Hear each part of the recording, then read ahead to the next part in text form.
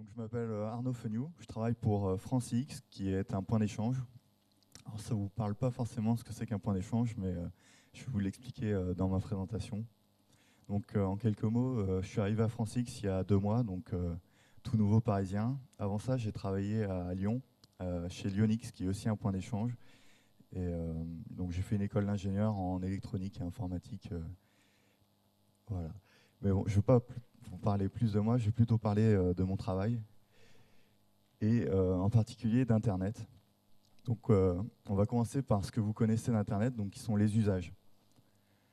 Donc, en 1 minute sur Internet, vous avez 72 heures de vidéos YouTube qui sont uploadées. Donc, autant vous dire que vous n'arrivez pas à voir toutes les vidéos de chatons qui sont publiées sur, sur YouTube. Et bah, vous connaissez tous ces sites web, Amazon, Twitter, Flickr, Skype. Donc ça, ce sont les services que vous utilisez sur Internet. Mais en réalité, qu'est-ce que c'est Internet? On entend souvent le terme de cloud. Donc finalement, en fait, Internet, c'est un peu ça, quoi. J'ai pris mon ordi, j'ai branché ma box ADSL et ça marche. Et ce que je vais vous montrer dans cette présentation, c'est que derrière Internet, derrière ce cloud, il y a vraiment beaucoup d'autres choses. Donc la définition, après, qui va vous venir probablement à l'esprit, c'est qu'Internet, c'est le réseau des réseaux. Donc, c'est des interconnexions qui sont mondiales entre tous les opérateurs. Donc, ça ressemblerait peut-être plus à ça, finalement, Internet. Toujours pas. Pas vraiment. Donc, dans la vraie vie, Internet, c'est plus des câbles et des hommes. À peu près ça. Parfois un peu mieux rangé quand même. Mais ce qu'il faut bien voir, c'est qu'il y a énormément de personnes qui travaillent dans l'ombre, dans les data centers, donc ces bâtiments climatisés, où il y a tous les serveurs, les routeurs, et qui vont donc installer la fibre optique et faire fonctionner ce que vous voyez d'Internet, donc le web en particulier.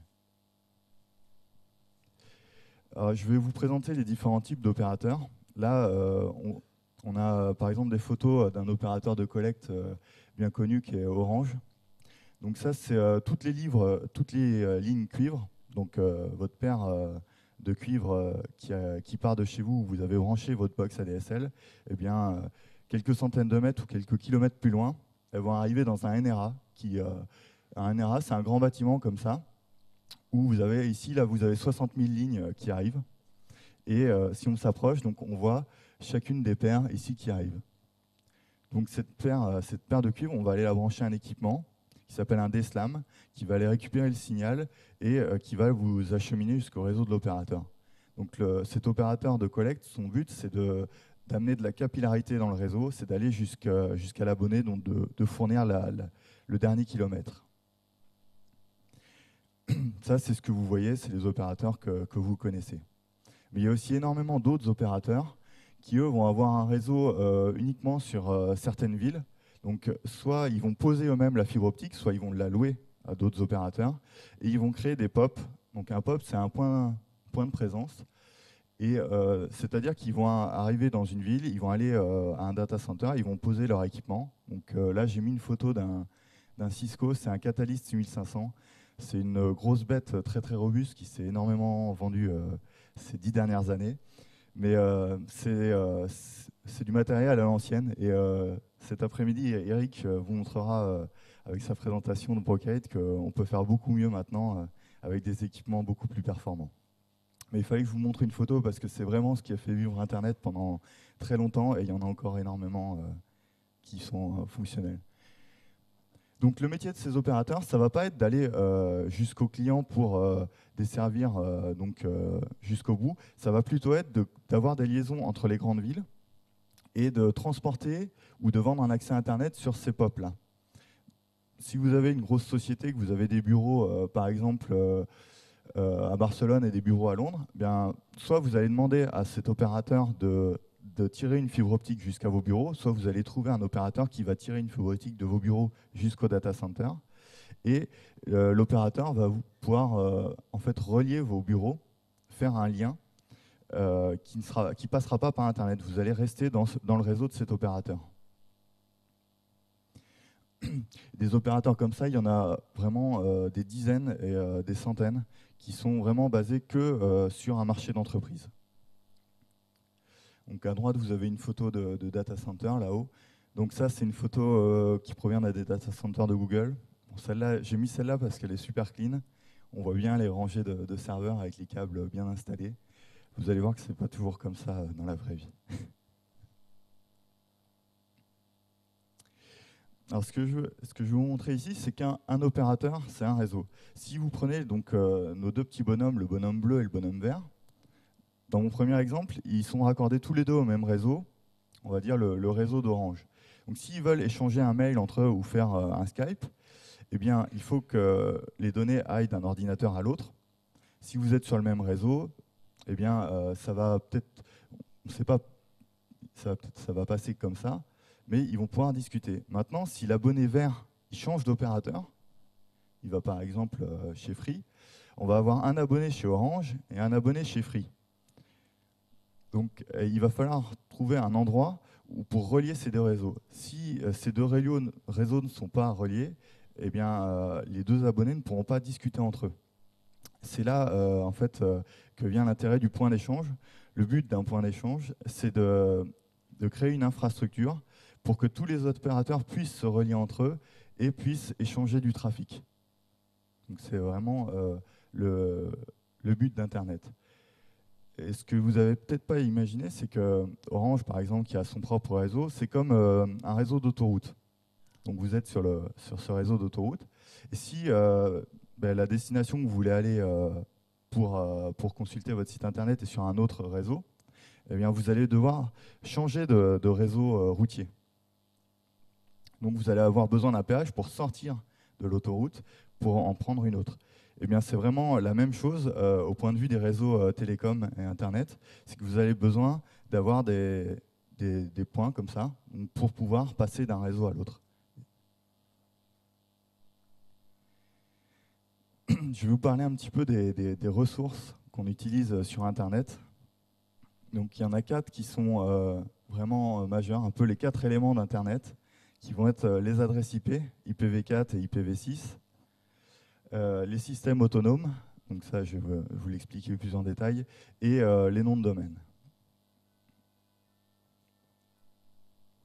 Donc les noms de domaine, le DNS, vous le connaissez probablement, ce qui permet de convertir un nom en une adresse IP. Ils sont gérés donc à l'origine par l'ICANN, qui est une organisation mondiale, qui va déléguer après chaque TLD. Donc un TLD, il peut y avoir des TLD génériques comme .com, .net. Il peut y avoir des TLD qui sont country code. Par exemple, le .fr a été délégué à l'AFNIC en France.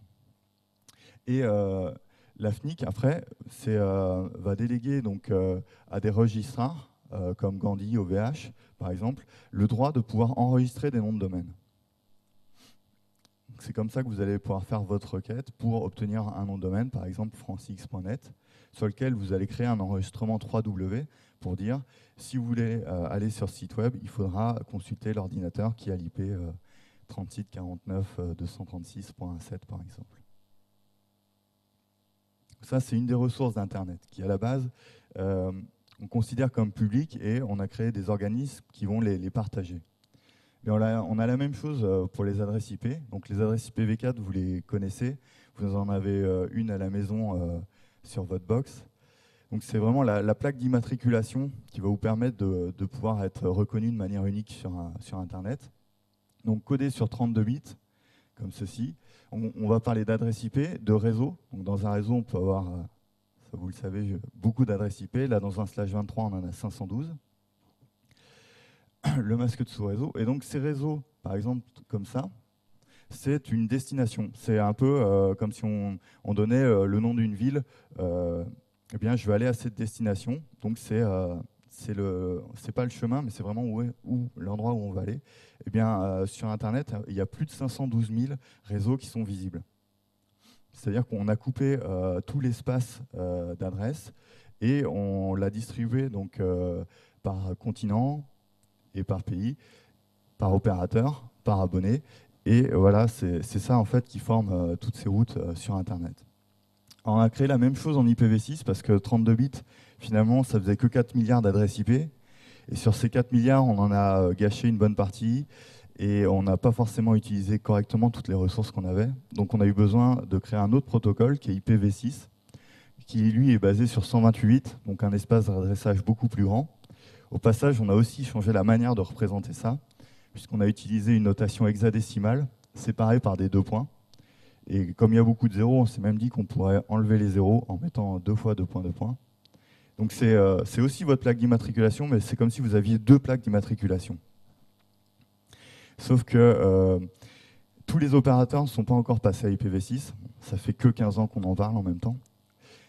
Et on en a actuellement à peu près 20 000 qui sont visibles sur l'Internet. Donc 20 000 réseaux, donc 20 000 destinations visibles. Pourquoi on envoyait 520 000 et on n'envoie que 20 000 en IPv6? Il y a 2 raisons. La première, c'est que tous les opérateurs ne sont pas passés à IPv6. Mais la seconde aussi, c'est qu'en IPv4, quand un opérateur avait de plus en plus de clients, il devait demander des nouveaux réseaux.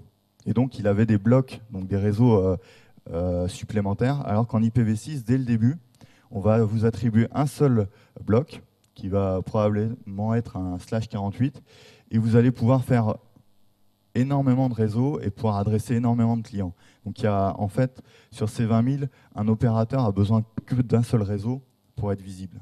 C'est pour ça qu'il y a aussi moins d'adresses, moins de réseaux visibles en IPv6. Alors, je vais vous parler maintenant des Autonomous Systems, donc les AS. Un AS, c'est un numéro qui va permettre d'identifier une entreprise ou un opérateur sur Internet. Donc ça va permettre de regrouper tous les réseaux qui appartiennent à un opérateur sous un numéro. Donc historiquement, c'était sous 16 bits, donc limité à 65 536, moins quelques numéros qu'on s'était réservés pour la documentation, les essais. Donc on s'est retrouvé avec un espace utilisable d'à peu près 60 000 AS. Et actuellement, on en a attribué un petit peu plus que ça, on en a attribué 70 000, et il y en a 50 000 qui sont visibles aujourd'hui sur Internet. Donc on peut considérer qu'il y a 50 000 opérateurs qui sont directement branchés à Internet. On a réussi à le faire évoluer sur un codage à 32 bits, ce qui fait que maintenant on n'a plus de limitation. Heureusement, le protocole qui gère ça, vous allez le voir, a pu évoluer de manière beaucoup plus facilement que pour l'adressage. Autant en IPv4, IPv6, on a eu besoin de reconstruire toutes les configurations. Pour le changement à 32 bits, pour les AS, c'est passé de manière transparente en fait, sur les routeurs.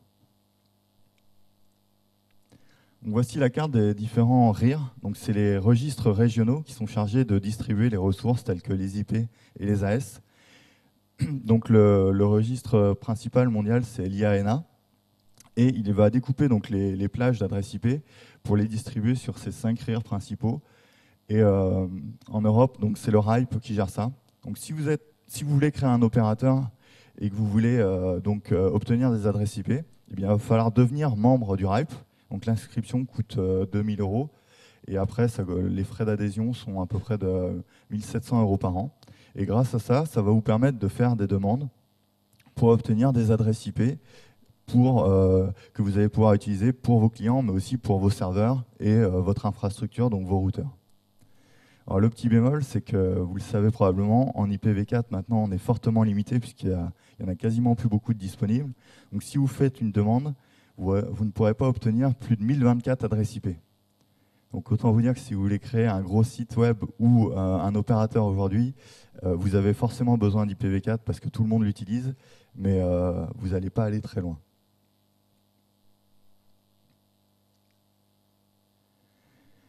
Je vais vous parler maintenant un peu plus du routage. Donc, comment est-ce que fonctionne Internet donc derrière ce cuivre?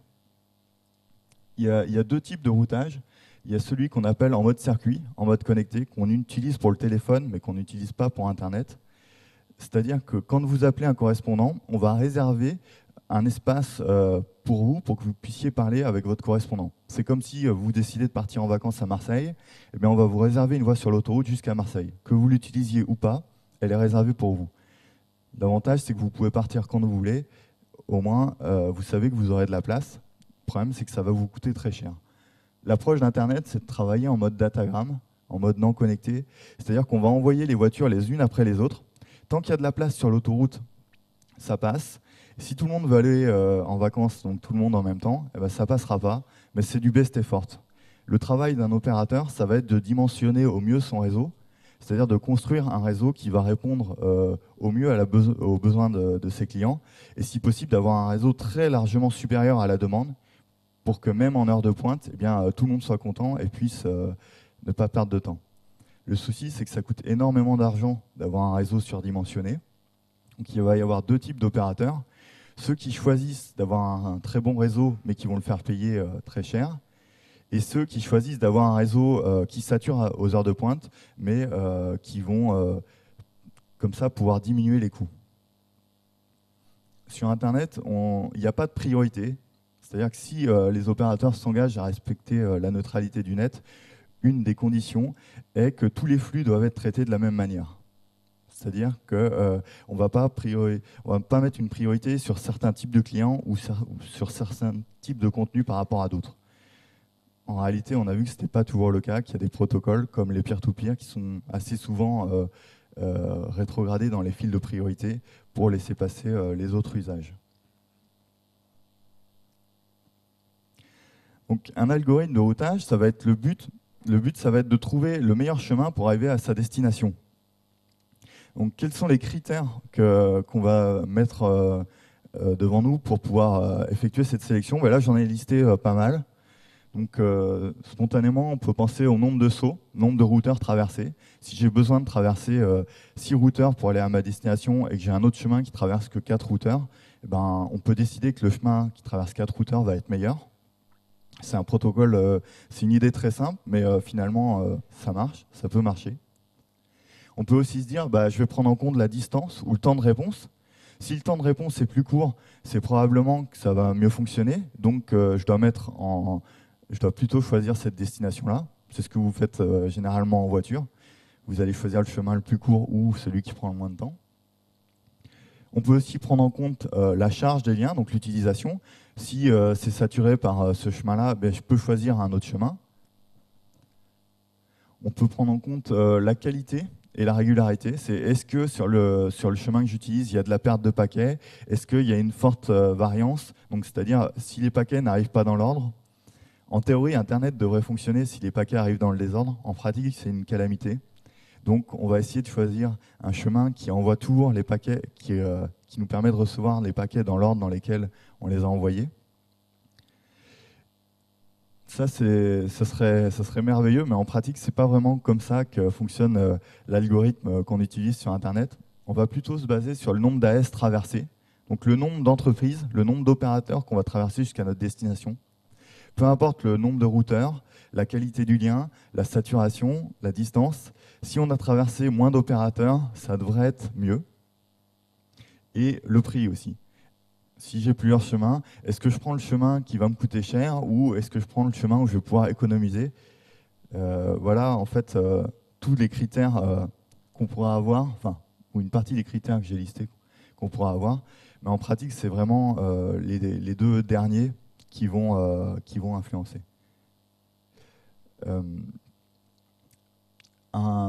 Je vais insister vraiment sur le prix parce que c'est très souvent l'argument, c'est vraiment ce qui compte dans la réflexion. C'est que quand vous allez vous raccorder à Internet, donc vous allez envoyer, par exemple, vous êtes un fournisseur de contenu, vous avez énormément de vidéos, vous les envoyez à des abonnés et vous allez donc passer par plusieurs intermédiaires qui vont vous permettre d'accéder jusqu'aux abonnés pour envoyer votre contenu. Eh bien, vous allez, ce qu'on appelle, c'est acheter du transit, c'est-à-dire acheter une capacité sur Internet pour pouvoir acheminer vos données. Eh bien, le but, en fait, pour réduire ces prix, ça pourrait être de bypasser ce transitaire pour se raccorder directement au réseau de destination. Et en faisant ça, vous allez pouvoir réduire les intermédiaires. Et donc, c'est gagnant-gagnant, parce qu'avant, au lieu que vous payiez pour que votre trafic soit acheminé jusqu'à les abonnés et que l'opérateur qui a les abonnés paye lui aussi un intermédiaire, eh bien, vous allez être directement connecté et vous allez faire donc, ce qu'on appelle du peering, c'est-à-dire échanger directement vos données. Je vais insister un petit peu plus sur ces notions. vous allez voir tout ce qui se cache derrière ces notions de peering et de transit. Donc le transit, c'est un accès à Internet. Vous achetez un accès à Internet, vous avez accès à tout Internet. Si on est ici, R1, je prends 2 accès de transit, donc j'ai 2 opérateurs qui m'autorisent à aller sur Internet, c'est-à-dire que je leur envoie du contenu, et eux, ils vont l'acheminer jusqu'à la destination, ou ils vont le donner à des intermédiaires qui seront chargés d'acheminer jusqu'à la destination. Et en échange, si quelqu'un veut accéder à mes sites web, eh bien, il peut passer par transit A ou transit B, et je recevrai donc les requêtes des abonnés. Ça, c'est simple, c'est on va dire du transit. Vous avez accès à tout Internet. À l'inverse, vous pouvez avoir du peering. Donc le peering, c'est généralement gratuit, mais vous n'allez pas avoir accès à tout Internet, vous allez avoir accès qu'aux réseaux qui sont présents. Si vous allez sur un point d'échange, vous allez faire du peering, donc vous allez vouloir vous interconnecter directement avec les opérateurs et les réseaux qui sont présents sur ce point d'échange. Et certes, vous n'avez pas accès à tout Internet, mais vous allez pouvoir gagner sur les coûts et sur la qualité. Sur les coûts, parce que vous allez réduire les intermédiaires, vous allez vous raccorder directement avec le réseau en face. Donc, vu que les 2 parties sont gagnantes, puisqu'elles ne vont plus payer un intermédiaire, eh bien, la plupart des accords de peering sont gratuits. Et vous allez aussi gagner sur la qualité, puisque vous allez probablement avoir des distances moins longues, vous avez réduit les intermédiaires, mais vous allez aussi pouvoir savoir la saturation de votre réseau. Si vous savez que votre réseau il ne sature pas jusqu'au point d'échange et que vous avez toujours une mauvaise qualité, c'est-à-dire que les vidéos mettent trop longtemps à se charger quand vous passez pour aller à la destination, ben vous êtes directement en contact avec la destination, donc vous pouvez envoyer un mail ou téléphoner donc, au NOC. Le NOC, c'est le service qui gère le réseau et qui va pouvoir investiguer pour voir si eux, ils ont une saturation dans leur réseau ou s'ils ont des problèmes de configuration ou des problèmes de qualité. Donc le travail d'un point d'échange, c'est vraiment de créer une infrastructure. Donc c'est comme un gros switch où on va raccorder un maximum d'opérateurs et de fournisseurs de contenu. Et c'est vraiment ça le travail d'un point d'échange, c'est faciliter ces échanges Internet. Donc là, voici l'infrastructure de FranceX à Paris. Donc on est présent sur 7 POP. Le POP, donc c'est ces data centers où on va raccorder des opérateurs. On a loué des fibres optiques entre ces différents data centers. Et il faut voir que chaque membre du point d'échange, c'est comme s'il se raccordait sur le même switch. Tout le monde se voit comme s'ils étaient à côté, à portée de main les uns les autres. Donc c'est un énorme switch virtuel qui va permettre donc à tous les opérateurs, s'ils le souhaitent, d'échanger du trafic entre eux.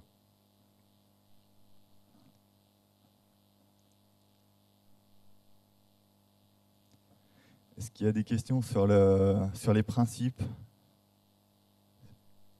Ça va pour l'instant? Je vais rentrer un petit peu plus dans la partie technique maintenant. On va parler du protocole qui est utilisé sur Internet pour échanger ces informations, donc le protocole de routage qui est BGP. Donc BGP, c'est un protocole de signalisation. C'est comme les panneaux que vous avez au bord des routes. C'est-à-dire qu'il va prendre toutes les destinations et il va être chargé de choisir la meilleure route pour arriver à la destination. C'est un protocole qui est né en juin 89. Il a eu de nombreuses évolutions depuis. On n'en est pas resté à cette version-là, rassurez-vous. Et il se base sur TCP pour les échanges et il a besoin des numéros d'AS. C'est-à-dire que quand vous faites une configuration entre 2 opérateurs, donc chacun des opérateurs va configurer son routeur pour échanger du trafic avec l'autre, eh bien, il va lui demander quel est ton numéro d'AS et sur quelle IP je peux te joindre. Et chacun, ils vont faire leur configuration sur leur routeur et c'est comme ça que les 2 routeurs vont pouvoir s'échanger donc les réseaux qu'ils connaissent, les réseaux qu'ils annoncent, et ils vont pouvoir échanger après ça du trafic.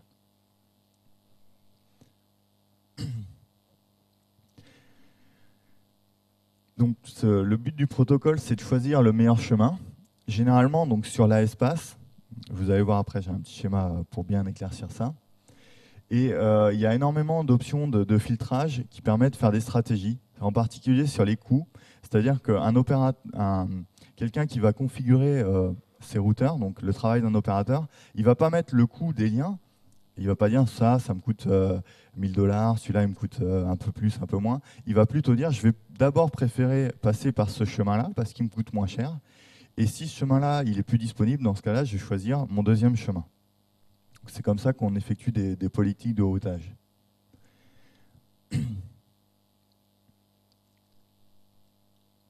Voici un exemple, si on se connecte sur un routeur, ici un Cisco, mais sur les autres marques, ça ressemble aussi à peu près la sortie, donc l'affichage est à peu près le même.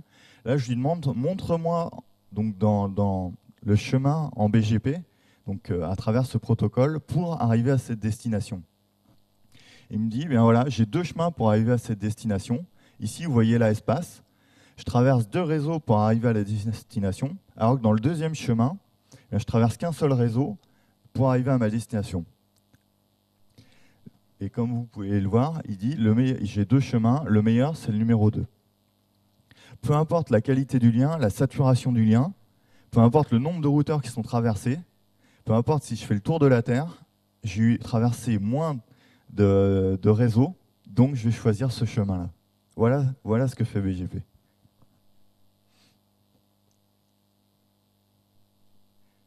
Avec un petit schéma, c'est parfois beaucoup plus clair. Imaginons que vous avez un abonné ici dans le réseau Orange. Vous êtes ici, vous avez deux routeurs donc connectés toujours à ces deux transitaires. Vous êtes aussi sur un point d'échange. Vous allez avoir plusieurs choix pour arriver jusqu'à cette destination. Si le réseau Orange était connecté au point d'échange, vous pourriez aussi passer par là. Malheureusement, Orange n'a pas vraiment pratique d'être présent sur les points d'échange. Et donc, il vous reste donc ces deux chemins. Et la question, ça va être l'abonné, quand il va vous demander, par exemple, les vidéos de chatons, comment est-ce que l'opérateur va choisir par quel chemin la demande doit passer? Eh bien, BGP va choisir un des chemins, peut-être le chemin en rouge, en disant que c'est le chemin le plus court. Et vous allez vous poser la même question. Le trafic que je dois acheminer jusqu'à l'abonné, par où est-ce que je le fais sortir?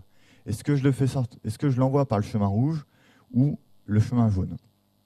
Soit on laisse faire BGP, soit on peut configurer à la main pour forcer un des chemins, ou on peut aussi utiliser d'autres technos. C'est-à-dire que, par exemple, Border 6, qui m'a fourni ces schémas, commercialise une solution où vous allez mettre un boîtier dans votre réseau qui va tester les destinations. Et s'il détecte qu'un chemin est meilleur qu'un autre, alors meilleur en termes de qualité, de latence, eh bien, il va plutôt choisir ce chemin-là. C'est-à-dire qu'il va aller sur votre routeur et il va conseiller à votre routeur de choisir l'autre chemin pour aller à la destination. BGP, par défaut, utilise des timers de 60 secondes et il faut qu'il y ait 3 timers qui s'écoulent pour qu'on considère que le lien soit cassé. Donc si vous aviez choisi le chemin rouge pour envoyer votre contenu et que malheureusement une des fibres optiques est rompue sur ce chemin, je sais pas, ils sont en train de construire un tramway dans une ville entre vous et la destination, un coup de pelleteuse, le fourreau est cassé et donc les données ne peuvent plus passer. Immédiatement, à partir du moment où le coup de pelleteuse a été mis dans le fourreau, les données ne passent plus. Par contre, BGP il ne va pas détecter l'incident. Il va envoyer plusieurs paquets et donc il va attendre jusqu'à 180 secondes avant de se dire « Ah, mais il y a peut-être un problème ». Donc, vous voyez que c'est un protocole qui a vraiment pu rester sur Internet puisqu'il a été créé il y a 25 ans. Il a su parfois évoluer, mais ce n'est pas un protocole qui est rapide dans sa convergence. Le but, c'était plutôt qu'il soit capable de scaler et de pouvoir fonctionner à toute l'échelle d'Internet. Alors que de l'autre côté, donc BGP va s'en rendre compte au bout de à peu près 3 minutes, il va dire, voilà, ce chemin, il ne fonctionne plus, il faut que j'annule toutes les destinations qui passaient par ce chemin et que je prenne mon chemin de secours.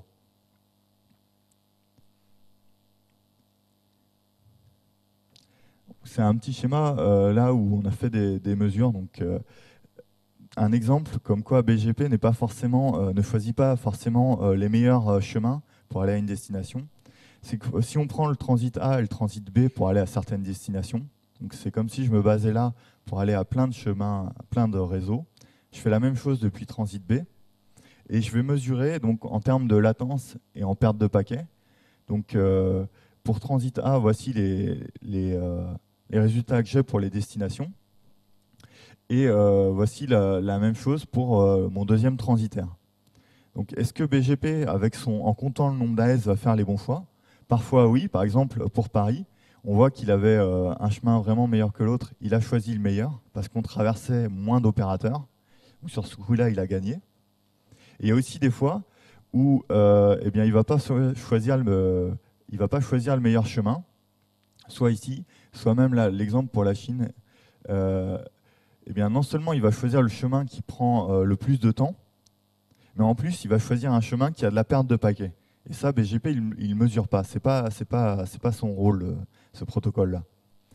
Donc vous pouvez voir que les choix qui sont faits sont parfois pas forcément au profit de la qualité en fait, de l'utilisateur. Alors je vais vous parler un petit peu plus maintenant de comment ça fonctionne et quels sont les risques qu'on peut rencontrer. Donc vous en faites pas, il y a beaucoup de choses sur le schéma, mais on va le voir par étapes. Donc ici, on va reprendre le réseau 64500. Donc c'est son numéro d'AS, donc c'est un opérateur. Il va annoncer un réseau à son voisin. Son voisin va dire, ah tiens, je sais comment aller à cette destination, je dois passer par la S64500. Il va retransmettre la formation à un autre opérateur. Il dit, voilà, je sais joindre ce réseau, passez par moi pour aller à la destination. Donc voici, on voit, on a le 64510 qui est apparu, donc ça c'est l'espace, et la destination de 64500. Si on se met maintenant dans l'AS là-haut, cet opérateur, il a deux chemins maintenant pour aller à la destination, et il va choisir le chemin avec l'espace le plus court, donc comme ceci, pour aller jusqu'à la destination. Le deuxième chemin, pour lui, il va considérer que c'est un chemin de backup, donc il ne va pas le garder, il va le garder en mémoire, mais il ne va pas l'utiliser. Et quand il va réannoncer cette destination, il va uniquement annoncer le meilleur chemin en disant, voilà, toi, la S64540, si tu veux joindre le réseau 192.02/24, eh bien, tu dois passer par moi, mon voisin, jusqu'à la destination.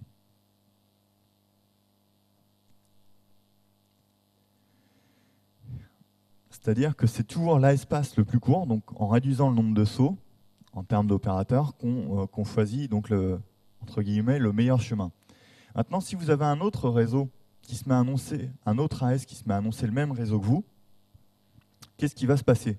Eh bien, les réseaux qui sont toujours à côté de vous, ils vont continuer à garder la bonne information, puisqu'ils considèrent que c'est le chemin le plus rapide.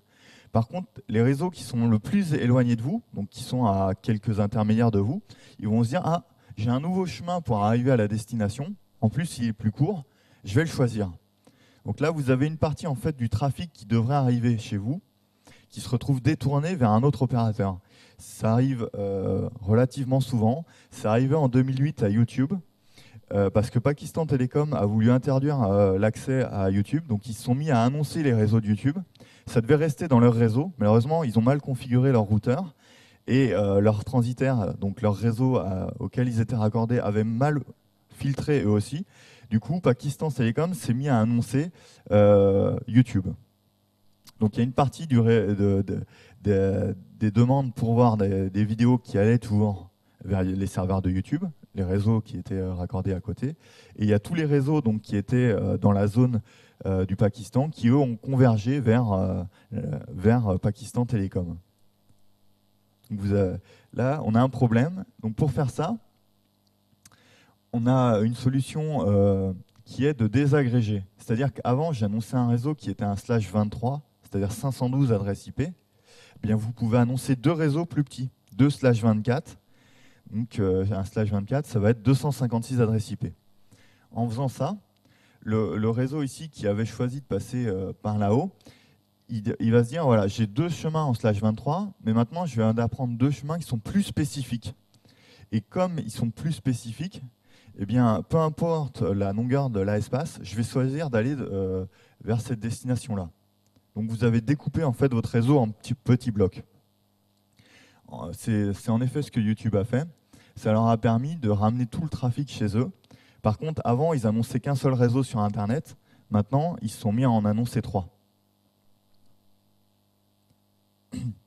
Et qui plus est, on a toujours un opérateur là-haut qui continue à annoncer un réseau qui ne lui appartient pas. mais au moins vous avez rétabli le service et ça vous permet de pouvoir aller contacter l'opérateur là-haut en lui disant dis donc, je crois que tu as fait une petite connerie là.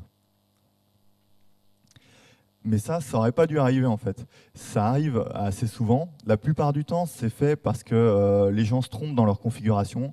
Soit ils ont confondu un 2 et un 7, ou ils ont mal fait leur configuration et ils se retrouvent à annoncer des réseaux qui ne leur appartiennent pas. Mais ça peut aussi arriver dans certains usages malicieux. Par exemple, si vous avez envie d'envoyer du spam, eh bien, vous pouvez annoncer des réseaux qui ne vous appartiennent pas, configurer vos serveurs pour qu'ils envoient des mails avec ces adresses IP. Et puis, quand votre campagne de pub est finie et que votre client a payé, hop, vous arrêtez d'annoncer le réseau et discrètement, vous n'existez plus.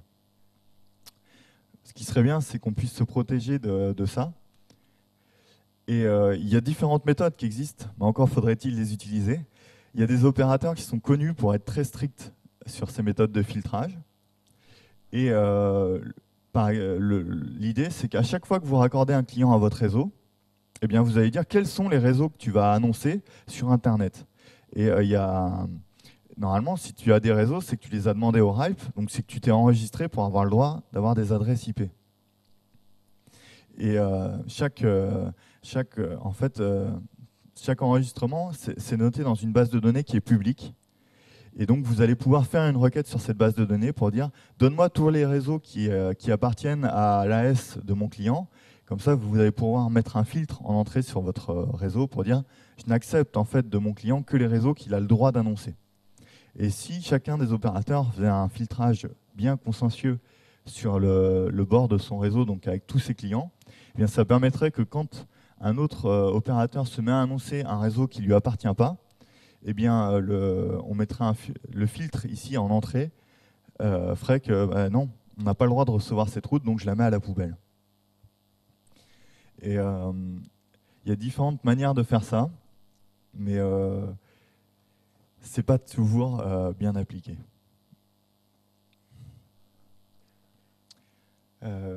Voilà pour la partie technique. Je vous ai mis toujours sur toutes les photos, je vous ai mis le lien vers les sources. Et voici là quelques présentations que je vous conseille d'aller voir si vous voulez mieux comprendre comment ça fonctionne. Il y a énormément de liens dans ces présentations, vous avez vraiment beaucoup de lectures. Et voilà pour la présentation. Je vous propose de passer aux questions.